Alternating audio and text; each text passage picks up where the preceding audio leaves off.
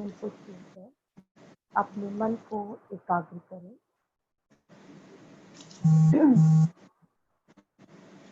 इसका माइक खुला हुआ है, हो गया। माइक बंद कर दें।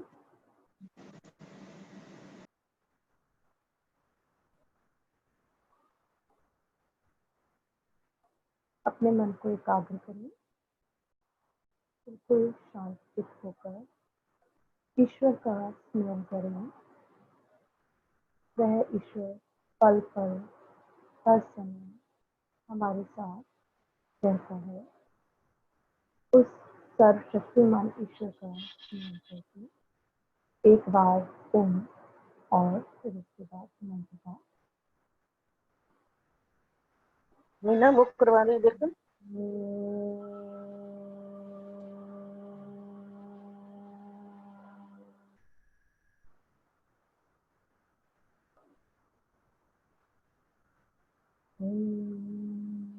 सहनावतु सहनो भुनक्तु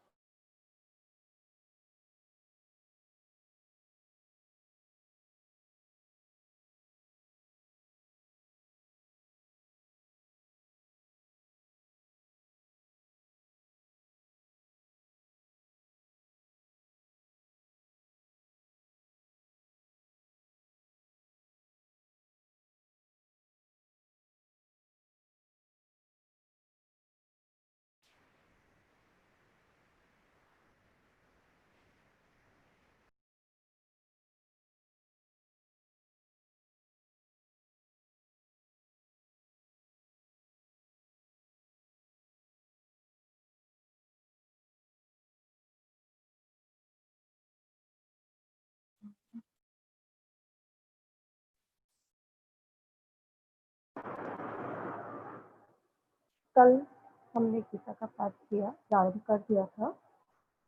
तो आज भी कुछ नए लोग अभी जुड़े होंगे और हमारी भी थोड़ी पुनरावृत्ति हो जाएगी, इसलिए हम थोड़ा सा पीछे का कर लेते हैं कि कल हमने क्या क्या सीखा।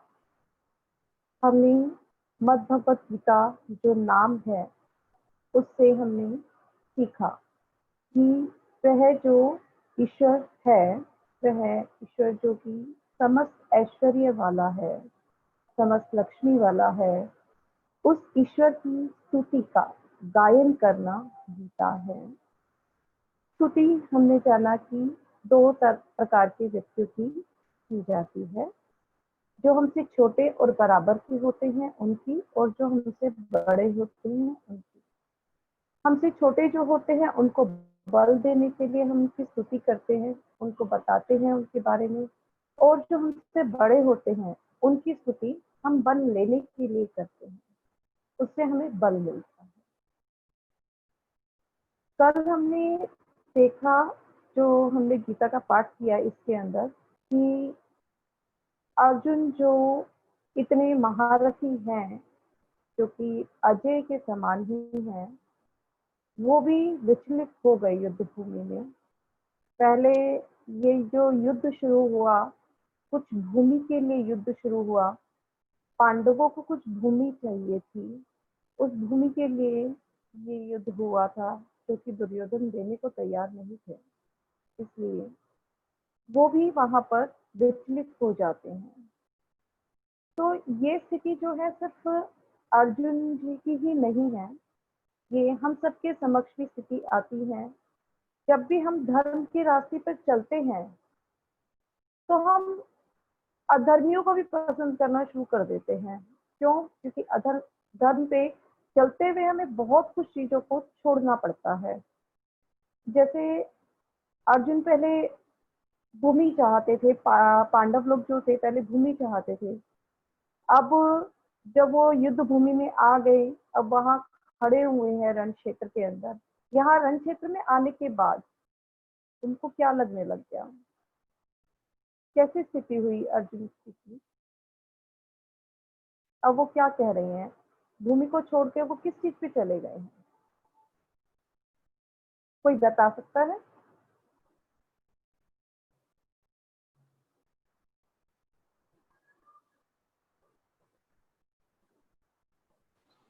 अंतिम श्लोक जो कल हमने पढ़ा था, हाँ जी कोई बता रहा है? प्रियजनों के मोह में चले गए। हाँ, अब वो क्या था, पहले भूमि के ऊपर थे, भूमि अर्थात जड़ वस्तु, ठीक है। अब वो जड़ वस्तु को छोड़ करके चेतन पे पहुंच गए। जो उनके प्रियजन है, दादा है, ससुर है, बच्चे हैं, नाती पोते हैं, पितामह हैं, गुरुजन है, ये सब क्या है? चेतन है। तो ऐसी ही हमारी स्थिति होती है, पहले हम जड़ के ऊपर होते हैं, फिर उसके बाद हम चेतन के ऊपर चले जाते हैं। तो ये हमारी अपनी स्थिति को आंकने का एक हमारे पास एक कसौटी आ गई है कि जब भी हम जड़ वस्तुओं के लोभ में जब तक रहेंगे, जड़ वस्तु जब तक हमें प्रिय हैं, तो इसका मतलब हम धर्म से बहुत दूर हैं। अभी हमारे धर्म पे चलना शुरू भी नहीं हुआ है, अगर हमें जड़ वस्तुएं ही प्रिय हैं। और अगर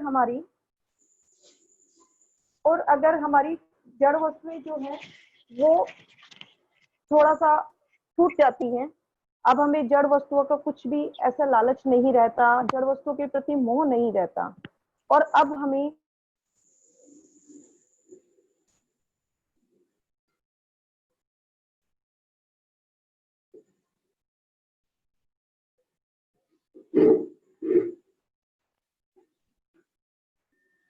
शुरू हुए हैं। इसको यहाँ पे ऐसे समझना है। टेंशन टमाटर या और हल्दी तो फिर एक बूंद विटामिन सी।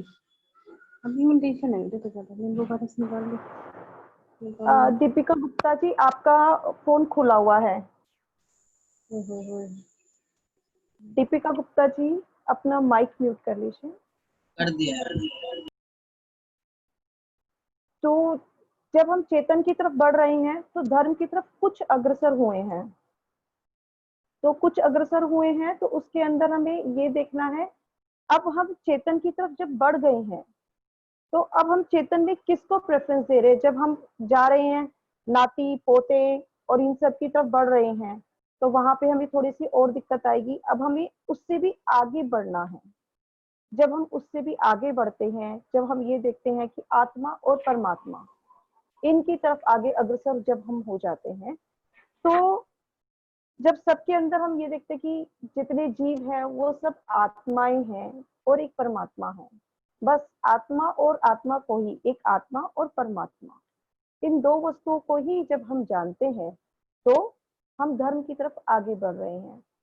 जब हम बढ़ने लगते हैं धर्म की ओर, जब हम बढ़ने लगते हैं, तो जैसे अर्जुन जी के समक्ष स्थितियां आई हैं कि उनके गुरुजन, ताऊ चाचे, लड़के, दादे, मामे, ऐसी परिस्थितियां आई हैं। वो देख रहे हैं कि इतने बलशाली मेरे भीष्म पितामह हैं जो कि अजय हैं, मैं उनके से लड़ूंगा, जिन्होंने मुझे पाला है, पोसा है, इतना प्रेम दिया है, मुझे सारी शिक्षाएं दी हैं।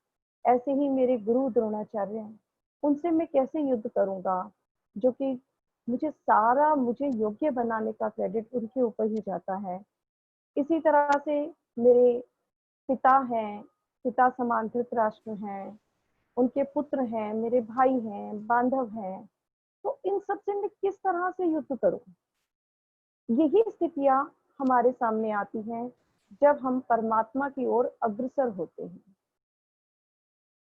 जब हम ईश्वर की स्तुति करने लगते हैं, हमें सभी घर के छोटे छोटे से काम आ जाएंगे। दूध ही उबालना याद आ जाएगा, बच्चों को खाना देना याद आ जाएगा, और कुछ नहीं तो मार्केट से कुछ सामान लाना याद आ जाएगा। जिस वक्त भी हम बैठेंगे स्तुति करने के लिए, उस वक्त हमें ये चीजें याद आ जाएंगी। फिर उसके बाद इन चीजों को छोड़ेंगे, जड़ वस्तु को, जड़ कामों को छोड़ेंगे, तो फिर हमें चेतन याद आ जाएंगे। उसके लिए ऐसा करना है, वैसा करना है, कहीं वो परेशान ना हो रहा हो, ऐसी ऐसी चीजें हमें सारी याद आती रहती हैं।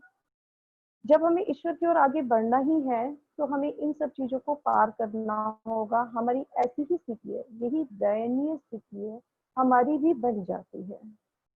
तो हमें ये समझना होगा। अब आगे जो है वो कहते कि मैं उनको मार के करूंगा क्या, मुझे क्या फायदा है ऐसे राज्य का, ऐसे सुख का, ऐसी संपदा का। आगे वो ये भी बताने लग जाते हैं, मैं इन सबको मार दूंगा तो कुल का नाश हो जाएगा। जब भी कभी युद्ध होता है, युद्ध धर्म और अधर्म के बीच में ही होता है, सदैव युद्ध। तो उसमें सिर्फ अधर्म की ही हानि नहीं होती है युद्ध के अंदर।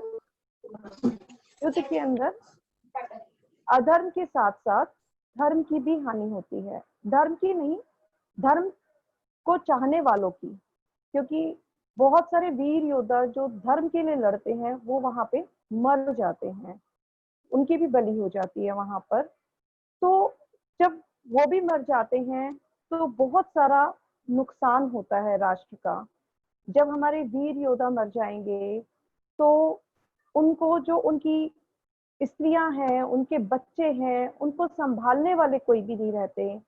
और वो जब उनको संभालने वाले नहीं रहते तो फिर बहुत अत्याचार होता है। जो बचे हुए कुछ आतताई लोग होते हैं वो लोग उनके साथ कुकर्म करते हैं, उल्टा सीधा कुछ करते हैं। तो उससे बहुत ज्यादा नाश होता है और इससे भ्रष्टाचार फैलता है। तो इसी तरह से हमें इन चीजों को समझना है कि कदम कदम पर हमें सदैव छोटे छोटे स्टेप से बढ़ते हुए धर्म की तरफ बढ़ना है। पहले छोटी छोटी चीजों को, जितना भी हमारे अंदर मोह होता है, किसी वस्तु को लेकर के है, किसी प्रियजन को लेकर के है, उससे हमें अपने आप को ज्ञान पूर्वक हटाना है। ऐसे नहीं कि हम जबरदस्ती हटाने लग जाएं। जैसे आजकल लोग भागने लग गए हैं बिना ज्ञान के, सीधा क्या करते हैं कि बस मुझे ये नहीं चाहिए और भागना शुरू कर देते हैं। वो भागने का कार्य नहीं करना है, हमें अपने ज्ञान को बढ़ाना है। जब तक हमारा ज्ञान नहीं होता तब तक भागने का भी कोई इसका समाधान नहीं है भागना। हमें ज्ञान को बढ़ाना है, जितना हम अपने ज्ञान को बढ़ाते रहेंगे उतना हम उन्नति की तरफ चलते जाएंगे। आगे अगला श्लोक करते हैं। श्लोक नंबर 36, अध्याय 1। निहत्य धार्तराष्ट्रान् नः का प्रीतिः स्यात् जनार्दन पापम एव आश्रये अस्मान् हत्वा एतान् आततायिनः। हे जनार्दन, धृतराष्ट्र के पुत्रों को मारकर हमें क्या प्रसन्नता होगी? इन आतताइयों को मारकर तो हमें पाप ही लगेगा। अब देखो वहां पे जब धर्म की तरफ चलने लगे, जब धर्म की तरफ चलने लगे तो क्या हुआ? उनको जो आतताई लोग हैं, जो अधर्म के साथ हैं, उनको मारकर भी ऐसा लग रहा है कि मैं ही पाप का भागी बनूंगा। ऐसे ही हमें भी लगता है। जब हम ऐसे चलते हैं, आगे बढ़ते हैं, तो हमें इन चीजों को बहुत गहराई से समझना है। उनके समक्ष भी इसी तरह से उनके परिवार वाले थे, इसी तरह से हमारे समक्ष भी हमारे अपने ही होते हैं। कोई ऐसा नहीं होता कि कोई दूसरा ही होता है, दूसरा नहीं, हमारे अपने ही होते हैं हमारे मार्ग में वाले। तस्मान तस्मात् न अर्हा वयम हन्तुम धार्तराष्ट्रान् स्वबान्धवान् स्वजनम ही कथम हत्वा सुखिनः स्याम माधवः। अब वो कहते हैं, हे माधव, अपने ही बांधव, जो अपने ही बंधु लोग हैं, अपने ही भाई लोग हैं, धृतराष्ट्र के पुत्रों को मारने के लिए हम योग्य नहीं हैं, क्योंकि अपने ही कुटुंब को मारकर कैसे सुखी होंगे। यहाँ पे वो कहते हैं कि जब हम अपने कुटुंब को ही मारेंगे तो हमें सुख थोड़ी ना मिलेगा। यही हमारे मन में भी भावनाएं आती हैं कि जब भी कभी कुछ हमारे अपने ही गलत करते हैं, हम उनको किस लिए नहीं रोक पाते? बस इसीलिए तो नहीं रोक पाते कि वो हमारे अपने हैं। अपने होने के कारण हम धर्म से च्युत हो जाते हैं। हमें धर्म पे रहना है सदैव, हर पल। अगर हम धर्म पे चलते हैं तो वही हमारा मार्ग प्रदर्शन करेगा, वही असली में ईश्वर की स्तुति है। यद्यपि एते न पश्यन्ति लोभ अपहत चेतसः कुलक्षयकृतं दोषं मित्रद्रोहे च पातकम् कथम न जेयम् अस्माभिः पापात् अस्मात् निवर्तितुं कुलक्षयकृतं दोषं प्रपश्यद्भिः जनार्दन। आगे कहते हैं, यद्यपि लोभ से भ्रष्टचित्त हुए ये लोग कुल के नाश से उत्पन्न दोष को और मित्रों से विरोध करने में पाप को नहीं देखते। देखिए, पाप क्या होता है? लोभ से भ्रष्ट हो जाना, हमारे अपने आप को लोभ में अपने आप को कर देना, यह पाप होता है। और ऐसे काम करना जिससे कि कुल का नाश हो जाए, यह भी पाप कहलाता है। और मित्रों से हम जो विरोध करते हैं वो भी पाप की कैटेगरी में यहाँ पे बताया गया है। हे जनार्दन, कुल के नाश से उत्पन्न दोष को जानने वाले हम लोगों को इस पाप से हटने के लिए क्यों नहीं विचार करना चाहिए। अब अर्जुन जी यहाँ पे विचार कर रहे हैं कि इससे कुल का नाश हो जाएगा, कुल का नाश होने से इतना बड़ा नुकसान होगा, जो कि अभी आगे के श्लोकों में वो बता रहे हैं। तो कह रहे कि वो तो विचार नहीं कर रहे हैं, वो तो आता ही है, वो तो पाप की ओर बढ़ रही है, पर हम तो ऐसे नहीं है, हमें तो इसके ऊपर विचार करना चाहिए। कुल क्षय प्रणश्यन्ति कुल धर्मः सनातनः धर्मे नष्टे कुलम कृत्सनम अधर्मः अभिभवति उत। कहते हैं, कुल का नाश जो होगा, कुल के नाश से क्या हो जाएगा? कुल के नाश से सनातन कुल धर्म, सनातन कुल धर्म जो इतने पुराने चलते आ रहे हैं और आगे भी चलेंगे, ऐसे कुल धर्म जो है वो नष्ट हो जाते हैं। क्योंकि कुल धर्म क्यों नष्ट हो जाते हैं? क्योंकि अपने कुल का धर्म जो है, जो हमारे कुल में बड़े होते हैं, वो बच्चों को सिखाते हैं, आगे आने वाली पीढ़ियों को बताते हैं। जब वो बड़े ही नहीं रहेंगे तो उस धर्म को बताने वाला कौन होगा, उस धर्म पे चलाने वाला कौन होगा, हमें अग्रसर कौन करेगा? तो उससे कुल के धर्म का नाश हो जाएगा। और धर्म के नाश हो जाने पर संपूर्ण कुल में पाप भी बहुत फैल जाएगा। धर्म के नष्ट होने पर हम सभी जानते हैं पाप ही बढ़ता है, तो वो पाप फैल जाता है। आगे कहते हैं, अधर्म विभवात कृष्ण प्रदुष्यन्ति कुल स्त्रियः स्त्रीषु दुष्टासु वार्ष्णे जायते वर्ण संकरः। हे कृष्ण, पाप के अधिक बढ़ जाने से कुल की स्त्रियां अत्यंत दूषित हो जाती हैं। अभी इसे बताया था कि जब पाप बहुत ज्यादा बढ़ जाएगा, आतताई बढ़ जाते हैं, और जब कुल के बड़े नहीं रहते हैं और पुरुष वर्ग युद्ध में मारे जाते हैं, तो उनकी स्त्रियों को वो जो पापी लोग जो होते हैं वो दूषित करते हैं। हे वार्ष्णे, स्त्रियों के दूषित हो जाने पर वर्ण संकर उत्पन्न होता है। फिर उनसे जो उत्पन्न होने वाली संतानें होती हैं वो उत्तम संतानें उत्पन्न नहीं हो पाती हैं। संकर नरकाय एव कुल घनानाम कुलस्य च पतन्ति पीतरः ही एषाम लुप्त पिंडोतक क्रियाः। कहते हैं, अब वर्ण संकर हो गया। वर्ण संकर से क्या होता है? वर्ण संकर कुल घातियों को और कुल को नरक में ले जाने के लिए ही होता है। अब जो आने वाली पीढ़ियां जो होती हैं, जब वो दूषित हो गई हैं, तो उससे क्या होगा कि वो पूरे कुल को नरक में ले जाता है। तो कुल को नरक में कैसे लेके जाता है? आजकल जैसे हम लोग सोचते नहीं हैं, दादा परदादा इनके बारे में हम अपने बच्चों को बताते नहीं हैं, अपने कुल के बारे में नहीं बताते हैं, तो उससे बच्चे जो होते हैं स्वच्छंद हो जाते हैं, उनके अंदर बल नहीं आता। जो आजकल हम देखते हैं कि बहुत जल्दी बच्चे सुसाइड कर लेते हैं। सुसाइड करने का एक बड़ा कारण ये भी होता है कि वो अपनी पुरखों से जुड़े नहीं हुए हैं, कि हमारे दादाओं ने, परदादाओं ने और उनसे भी बड़े जो लोग हैं, उन लोगों ने क्या क्या काम किए हैं। और हम अपने देश के साथ अपने बच्चों को जोड़ते नहीं हैं कि हमारा देश कितना महान है, हमारे देश में कितने महान योद्धा हुए हैं। अगर हम अपने बच्चों को ये सब चीजें बताते हैं तो उनके अंदर बल आता है। जब भी कभी विकट परिस्थिति होती है, उसके अंदर फिर वो लड़ने के लिए साहसी बनते हैं।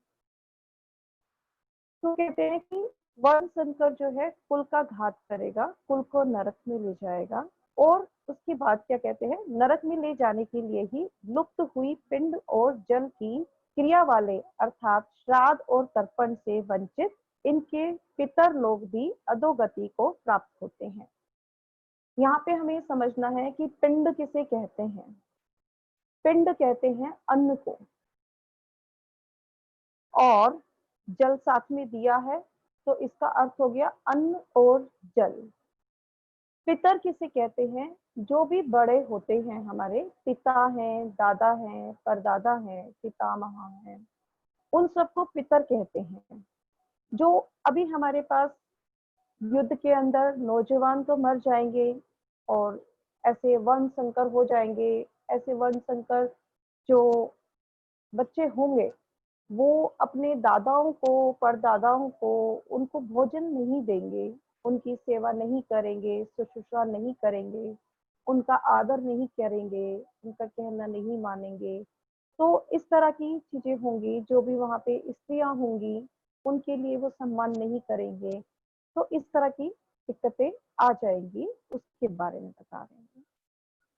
आगे कहते हैं, दोषई एतई कुल घनानाम वर्ण संकर संकर कारकैः उत्साद्यन्ते जाति धर्मः कुल धर्मः च शाश्वतः। इन वर्ण संकर कारक दोषों से कुल घातियों के सनातन कुल धर्म और जाति धर्म नष्ट हो जाते हैं। जब जाति से यहाँ तात्पर्य क्या है, ये भी हमें थोड़ा समझ लेना अच्छा होगा। जाति से ऐसा नहीं होता कि जैसे अभी हम जातियां देख रहे हैं, जातियां इस तरह से ना हो करके जातियां होती हैं हमारे कर्मों के आधार पर, जो हम कर्म करते हैं। जैसे आज के समय में हम देखते हैं कि कहते कि बिजनेस क्लास है, ये वकीलों की क्लास है, और अलग अलग सोसाइटी बन जाती है, ये टीचर्स कॉलोनी है, ये वकीलों की कॉलोनी है, ऐसे ऐसे बनती है। तो आज भी हम देखते हैं कि जाति कर्मों के आधार पर आज भी करते हैं हम। पर आज जो है थोड़ा सा एक रूढ़िवादिता भी चल गई, तो वो हमारे यहाँ हमारे वैदिक काल में इस तरह से बिल्कुल भी नहीं होता था। तो जाति जो होती थी हमारे कर्मों के आधार पर होती थी। 4 ही जातियां होती थी, ब्राह्मण, क्षत्रिय, वैश्य और शूद्र। जो पढ़ने में आगे होते थे, जो पढ़ना चाहते थे, पढ़ाना चाहते थे, जो धर्म पे चलते थे, उनको ब्राह्मण कहा जाता था। और जो बलशाली होते थे, जो धनुर्विद्या में निपुण होते थे, भाला विद्या में निपुण होते थे, उनको क्षत्रिय कहा जाता था, जो कि रक्षा का काम करते थे। और जितने भी राष्ट्र के अंदर रक्षा का सबका काम जो करते थे उनको क्षत्रिय कहते थे। और जो आज के टाइम पे बिजनेस क्लास जिसको कहते हैं, जो कि व्यापार का काम करते थे, कृषक होते थे, सामान को एक जगह से दूसरी जगह ले जाने का कार्य करते थे, उनको वैश्य कहा जाता था। चौथी कैटेगरी आती थी शूद्रों की, जो इन तीनों में से कोई भी कर्म नहीं कर पाता था, जो सेवा कर्म के अंदर होते थे। थोड़ा पढ़ने में उनकी रुचि कम रहती थी, पर ऐसा नहीं होता था कि शूद्रों के बच्चों को पढ़ाया नहीं जाता था, गुरुकुल जाते थे वो भी। और अगर वो भी पढ़ने में अच्छे होते थे तो उनको भी ब्राह्मण का वो मिलता था, वो भी ब्राह्मण कहलाते थे। जैसे हमारे यहाँ वाल्मीकि जी हुए हैं, वाल्मीकि जी को भी हम ब्राह्मण की तरह ही पूछते हैं, ब्राह्मण ही है वो हमारे यहाँ। तो हमारे यहाँ जो पढ़ने वाले लोग होते हैं उनको ब्राह्मण कहते हैं, जो पढ़ते हैं, पढ़ाते हैं, उन सबको ब्राह्मण कहते हैं। इसी के आधार पर हमारा पहला आश्रम जो है ब्रह्मचर्य आश्रम है, जो ब्रह्म का आचरण जहाँ पे किया जाता है, जहाँ पर पढ़ने और पढ़ाने का कार्य किया जाता है, वो ब्रह्मचर्य आश्रम होता है। तो इस तरह से ये जाति धर्म जो होते हैं, अगर वर्ण संकर हो जाएंगे तो ये जाति धर्म भी सब नष्ट हो जाएंगे। उत्सन्न कुल धर्माणाम मनुष्याणाम जनार्दन नरके अनियतम वासः भवति इति अनुशुश्रु। हे जनार्दन, जिनका कुल धर्म नष्ट हो गया है, ऐसे मनुष्यों का अनिश्चित काल तक नरक में वास होता है, ऐसा हम सुनते आए हैं। जब कुल धर्म नष्ट हो गया तो नरक में वास का क्या तात्पर्य है? नरक क्या कोई अलग स्थान होता है? स्वर्ग अलग स्थान होता है? हम यहीं पे देखते हैं और अपने मुख से ही बोलते हैं हम लोग, ये जीवन तो नरक का जीवन है। और किसी को बहुत अच्छा जीवन देखते हैं तो हम बोलते हैं इनका जीवन तो स्वर्ग है। तो यहाँ धरती पर ही हम नरक और स्वर्ग दोनों देखते हैं। ऐसा नहीं है कि नरक का कोई अलग लोक है, स्वर्ग का कोई अलग लोक है, ऐसा नहीं। बस यहीं पे हम अपने कर्मों के अनुसार नरक भी भोगते हैं, स्वर्ग भी भोगते हैं। इसको थोड़ी गहराई से अगर हम देखेंगे तो हमें अपने आसपास में ऐसे लोग बहुत मिल जाएंगे जिन्होंने अपने जीवन में शुरुआती दौर में अच्छे कार्य किए और बाद में उनका जीवन बहुत अच्छा हो गया। शुरुआती दौर में अच्छा नहीं था और शुरुआत में उनके पास बहुत कुछ वो था और उन्होंने गलत काम किए तो बाद में उनका जीवन बहुत नरक के समान हो गया। ऐसा हमें अपने जीवन से घटना में दिख जाएगा, मिल जाएगा। आगे कहते हैं, अहोबत महत् पापम कर्तुम व्यवस्थिताः वयम यत् राज्य सुख लोभेन हंतुम स्वजनम उद्यता। कहते हैं, हाँ, शोक, हम लोग बुद्धिमान होकर भी महान पाप करने को तैयार हो गए हैं। राज्य और सुख के लोभ से स्वजनों को मारने के लिए उद्यत हो गए हैं। देखिए अब कहाँ पे स्थितियां आ गई हैं। अर्जुन इतने ज्ञानी होने के बावजूद भी ऐसी स्थिति पर आकर खड़े हो गए हैं जब उनके सामने एक विद्वान कृष्ण जी जैसे विद्वान योगी महापुरुष खड़े हुए हैं। तो वो कहाँ आकर के खड़े हो गए हैं? कहते हैं कि हम क्या राज्य और सुख के लोभ में अपने स्वजनों को मारने लग गए। जब कोई विद्वान होते हैं ना तो हम ऐसे ही करते हैं कि हम सांसारिक चीजें जो होती हैं, भौतिक चीजें, जड़ चीजें जो होती हैं, उनको छोड़ करके और इनकी तरफ बढ़ जाते हैं। इनकी तरफ, चेतनों की तरफ। अब हम अपने एक्सक्यूजेस इस तरह के लगाते हैं कि हम ये चेतन हैं, हमारे ऊपर आधारित हैं, हम इनको छोड़ के कैसे जा सकते हैं, इनके साथ हमारी भावनाएं हैं, इन्होंने हमारे लिए इतना किया है। इस तरह से हम भी च्युत होते हैं धर्म से, जैसे यहाँ पर अर्जुन जी हो रहे हैं। यदि माम अप्रतिकारम अशस्त्रम शस्त्रपाणयः धार्तराष्ट्रः रणे हन्युः तत्मे क्षेमतरम भवेत्। यदि मुझ शस्त्र रहित एवं सामना न करने वाले को शस्त्र हाथ में लिए हुए धृतराष्ट्र के पुत्र रण में मार डाले तो वह मारना भी मेरे लिए अधिक कल्याणकारक होगा। स्थिति देखिए कहाँ तक पहुंच गई। पहले वो इस चीज पे थे कि युद्ध करना गलत होगा, स्वजनों को मारना गलत होगा। अब वो ये देख रहे हैं कि उस पापी के हाथों, आतताई के हाथों मेरा मर जाना भी, अगर मैं निहत्था होकर के उससे मर जाऊंगा तो वो भी ज्यादा कल्याणकारक होगा। बुद्धि हमारी कहाँ तक भ्रष्ट हो जाती है जब हम विषाद में आ जाते हैं। हमारी बुद्धि के अंदर बिल्कुल ताले लग जाते हैं, बिल्कुल हमारी समझ खत्म हो जाती है। आगे संजय जी कहते हैं, अंतिम श्लोक जो है इस पाठ का, एवं उक्त्वा अर्जुनः संख्ये रथोपस्थे उपाविशत् विसृज्य सशरम चापम शोक संविघ्न मानसः। रणभूमि में शोक से उद्विग्न मन वाला अर्जुन इस प्रकार कहकर बाण सहित धनुष को त्याग कर रथ के पिछले भाग में बैठ गया।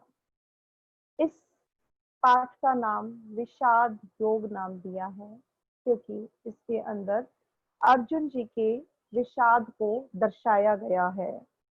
और ये विषाद सिर्फ अर्जुन जी का ही विषाद नहीं है, हमारा भी विषाद है। यहाँ पे समझने वाली स्थितियां हैं कि हम पहले जड़ के साथ मोह रखते हैं और वहां पर कोई हमारे सामने ज्ञानी आता है और जब आगे बढ़ाता है, हमें धर्म की तरफ अग्रसर करता है, तो हमारे सामने चेतन आकर के खड़े होते हैं। जितने भी हमारे बंधु बांधव होते हैं और जितने भी हमारे सगे संबंधी होते हैं, वो आकर के खड़े होते हैं। या तो वो आकर के हमें कमजोर करेंगे या हमारी उनके प्रति अपनी भावनाएं, जो उनके साथ बिताया हुआ समय, वो सब हमें कमजोर करता है। और यहाँ विषाद से हमें यह देखना है कि जब हमें अपनी मन की स्थिति सदैव प्रसन्न रखनी है। जब भी हम कभी विषाद में चले जाते हैं, तो विषाद में जाने पर क्या होता है कि हमारी बुद्धि काम करना बंद कर देती है। सही और गलत का निर्णय हम नहीं ले पाते हैं।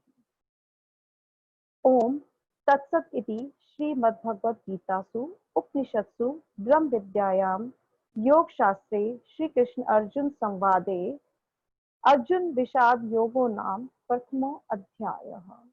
यहाँ पे आज हमारा प्रथम अध्याय समाप्त हुआ है और हमारा समय भी अब शंका समाधान के लिए हो गया है। किसी को कुछ पूछना है तो पूछ सकते हैं।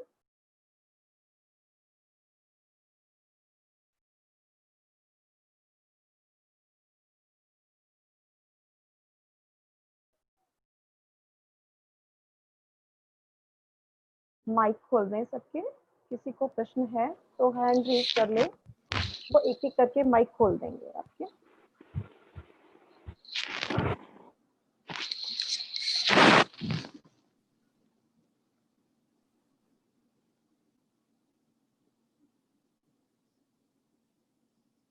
मेरी आवाज आ रही है पूजा मैम? हाँ जी, आ रही है जी। क्या हम ऐसा कर सकते हैं कि हम अथ ध्यानम से शुरू करें रोज, जब भी गीता करें?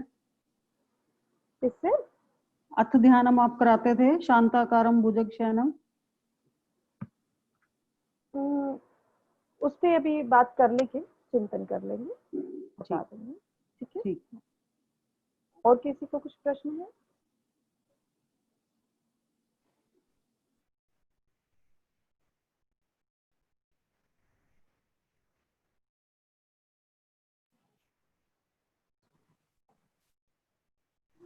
हाँ जी, हाँ जी, यदि किसी का प्रश्न नहीं है तो आगे कुछ एक आध श्लोक पढ़ सकते।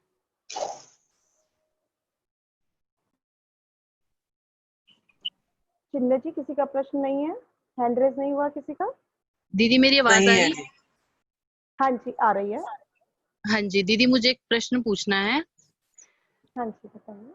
जैसे आपने बताया कि जो ब्राह्मण क्षत्रिय वैश्य शूद्र थे, अगर शूद्र के जो बच्चे थे उनको भी शिक्षा का अधिकार था, हाँ जी, तो कर्ण जो है वो सूत पुत्र था, तो हाँ उसका जी। ऐसा क्यों दिखाया गया कि उसे शिक्षा का अधिकार नहीं था क्योंकि वो एक सूत पुत्र था? तो उसने झूठ बोल के शिक्षा प्राप्त की परशुराम जी से कि वो एक ब्राह्मण है।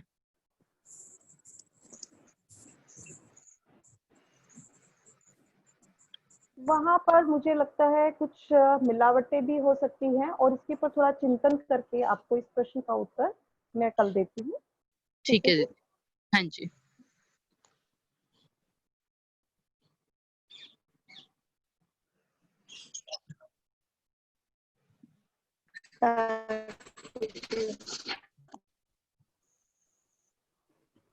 कौन बोल रहे हैं? जी। आवाज साफ नहीं आ रही है। और किसी का प्रश्न नहीं है अभी? ठीक है, हम आगे अगला द्वितीय अध्याय आरंभ कर सकते हैं। आज फिर थोड़ा सा अभी समय हमारे पास बचा हुआ है। ओम श्री परमात्मने नमः। अथ द्वितीय अध्याय। इसके अंदर संजय जी से ही अध्याय हमारा शुरू हो रहा है। वहां पे बताया गया कि विषाद हुआ अर्जुन जी को। तो जब भी हमें कभी विषाद होता है, विषाद से ही योग का प्रारंभ होता है। जितने भी हमारे महापुरुष हुए हैं, उनके जीवन में हम देख सकते हैं, पहले विषाद आता है और जिसके जीवन में जितना अधिक विषाद को अनुभव किया जिससे, उससे उतना ही हमने देखा कि योग में प्रगति होती है, उतने ही तेजी से संवेग होते हैं। तो यहाँ पे अर्जुन जी को विषाद हुआ है, उससे आगे उनका योग का प्रारंभ हो रहा है। यहाँ पे कृष्ण जी अब उनको ज्ञान के बारे में देंगे। आगे पढ़ते हैं। संजय उवाच तम तथा कृपया आविष्टम अश्रुपूर्णा कुलेक्षणम विषीदंतम इदम वाक्यम उवाच मधुसूदनः। उस प्रकार करुणा से व्याप्त और आंसुओं से पूर्ण तथा व्याकुल नेत्रों वाले शोक युक्त उस अर्जुन के प्रति भगवान मधुसूदन ने यह वचन कहा। अब श्री भगवान उवाच, कृष्ण जी कह रहे हैं, कुतः त्व कश्मलम इदम विषमे समुपस्थितम अनार्य जुष्टम अस्वर्गम अकीर्तिकरम अर्जुन। हे अर्जुन, तुझे इस असमय में यह मोह किस हेतु से प्राप्त हुआ? क्योंकि जो ये मोह है, इसके बारे में अब कृष्ण जी बता रहे हैं कि ये मोह अच्छा नहीं है। वो बता रहे हैं, ना तो यह श्रेष्ठ पुरुषों द्वारा आचरण किया जा सकता है, ना यह स्वर्ग को देने वाला है, और ना कीर्ति को करने वाला है। पिछले श्लोक में अर्जुन जी ने कहा था कि मैं अगर दुर्योधन के हाथों मारा भी जाता हूँ निहत था, तो वो मेरे लिए कल्याणकारक होगा। तो यहाँ पर कृष्ण जी बता रहे हैं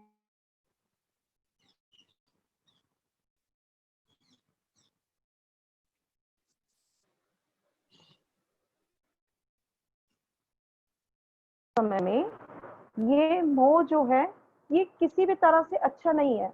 ना तो ये श्रेष्ठ पुरुष जो है वो आचरण करते हैं जिसका कि आप फॉलो करो, उन्होंने आचरण किया है तो हम भी आचरण कर ले उसको, ऐसा भी नहीं है। ना ही तो ये स्वर्ग को देने वाला है, आपके अच्छे कर्म भी नहीं बनाएगा ये, और ना ही आपकी आज भी कीर्ति बढ़ाएगा। किसी भी तरह से कुछ भी नहीं होने वाला इससे। अब आगे उससे और थोड़े से कठोर वचन कृष्ण जी बोलते हैं अर्जुन जी के लिए। ये कठोर वचन किस लिए बोले जाते हैं? कभी कभी किसी को जगाने के लिए, उसकी स्थिति से बाहर निकालने के लिए इस तरह के कठोर वचनों का भी प्रयोग किया जाता है। क्लर्ब्यम मगमः पार्थ न एतत् त्वय उपपद्यते क्षुद्रम हृदय दौर्बल्यम त्यक्त्वा उत्तिष्ठ परंतप। हे अर्जुन, नपुंसकता को मत प्राप्त हो, तुझ में यह उचित नहीं जान पड़ती। हे परंतप, हृदय की तुच्छ दुर्बलता को त्याग कर युद्ध के लिए खड़ा हो जा। वहां पे एक कृष्ण जी ने सख्त शब्दों में अर्जुन जी को बोला है कि ये जो कार्य करने जा रहे हो, जिस कार्य को आप कह रहे हो करने के लिए, ये कार्य नपुंसकता वाला कार्य है। इसके अंदर कुछ भी पुरुषत्व नहीं है। तुम पुरुषता को प्राप्त हो, पुरुष बनो, खड़े हो जाओ, इस हृदय की दुर्बलता को त्याग दो। नहीं करना है इस तरह का कार्य, आगे बढ़ो। इसके ऊपर थोड़ा सा अर्जुन जी जागते हैं और फिर बोलते हैं वो, कथम भीष्मम अहम संख्ये द्रोणम च मधुसूदना इषुभिः प्रति योत्स्यामि पूजार्हो अरिसूदना। हे मधुसूदन, मैं रणभूमि में किस प्रकार बाणों से भीष्म पितामह और द्रोणाचार्य के विरुद्ध लड़ूंगा, क्योंकि हे अरिसूदन, वे दोनों ही पूजनीय हैं। देखिए क्या परिस्थिति आई है उनके सामने कि एक उनके गुरु हैं, एक उनके पितामह हैं, अजय हैं, उनकी गोद में खेले हैं, उनसे वो पढ़े हैं, उनसे सारी शिक्षा प्राप्त की है, और उन्हीं के विपरीत उनको आज खड़े हुए हैं युद्ध भूमि में। कितनी विकट परिस्थिति उनके सामने है। उस विकट परिस्थिति से भी अब यहाँ पे उनको कौन निकालने जाएगा? यहाँ पे उनको ज्ञान ही उनको इस विकट परिस्थिति से बाहर निकालेगा। एक गुरु का साथ, कृष्ण जैसे गुरु जो कि स्वयं बहुत बड़े योगी गुरु का साथ हमें हर पाप को करने से, हर अधर्म को करने से हमें बचा लेता है। गुरुन् अहत्वा ही महानुभावान् श्रेय भोक्तुम भैक्ष्यम अपि इहलोके हत्वा अर्थ कामान गुरुन् इह एव भुंजीय भोगान रुधिर प्रदिग्धान। महानुभाव गुरुजनों को न मारकर मैं इस लोक में भिक्षा का अन्न भी खाना कल्याणकारक समझता हूँ, क्योंकि गुरुजनों को मारकर भी इस लोक में रुधिर से सने हुए अर्थ और काम रूप भोगों को ही मैं त्याग भोगूंगा। सामान्य रूप से तो ऐसे ही समझा जाता है, गुरु की आज्ञा का पालन करना चाहिए, गुरु की अवहेलना भी नहीं करनी चाहिए। अब यहाँ पे वो ऐसे मोह में भर गए हैं कि उनको लगता है कि चेतन वहां पे खड़े हुए जो गुरु हैं मेरे सामने, मैं उनको मारूंगा तो वो मुझे पाप लगेगा, इससे अच्छा तो मैं भिक्षा मांग करके खा लूंगा। ऐसा जीवन यापन करना भी अच्छा है, गुरु को मारने से अच्छा। यहाँ पे गुरु को मारना तो वो समझ रहे हैं, पर अपना धर्म से च्युत हो जाना, धर्म से विमुख हो जाना, इस वक्त उनकी बुद्धि उस तरफ नहीं चल रही है। क्यों? क्योंकि मोह में ग्रसित हो गई है बुद्धि। न च एतत् विद्न कतरत् न गर्यः यत् वा जयेम यदि वा नः जयेयुः यान एव हत्वा न जिजीविषामः ते अवस्थितः प्रमुखे धार्तराष्ट्रः। यह भी नहीं जानते कि हमारे लिए युद्ध करना और न करना, इन दोनों में से कौन सा श्रेष्ठ है, अथवा यह भी नहीं जानते कि उन्हें हम जीतेंगे या हमको वे जीतेंगे, और जिनको मारकर हम जीना भी नहीं चाहते, वे ही हमारे आत्मीय धृतराष्ट्र के पुत्र हमारे सामने मुकाबले में खड़े हैं। परिस्थितियां बड़ी विलक्षण हैं अर्जुन जी के सामने, और वो देख रहे हैं बार बार उनके मन में यही शोक आ रहा है। पिछले अध्याय में भी हमने देखा, इस अध्याय में भी हमने देखा कि वो बार बार इन्हीं चीजों से शोक ग्रसित होते जा रहे हैं कि अपने स्वजनों को, अपने बांधवों को, अपने पितामह को, गुरु को मार करके हमें क्या मिलेगा, पाप के भागी बनेंगे।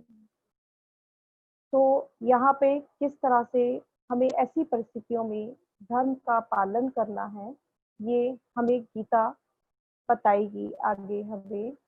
कृष्ण जी, गीता जी और इस गीता को लिखने वाले, इस पूरी महाभारत को लिखने वाले व्यास जी हमें इसमें आगे हमारा मार्ग प्रशस्त करेंगे। आज का पाठ हम यहीं तक रखते हैं, समय पूर्ण हो गया है। एक बार ओम का उच्चारण करेंगे।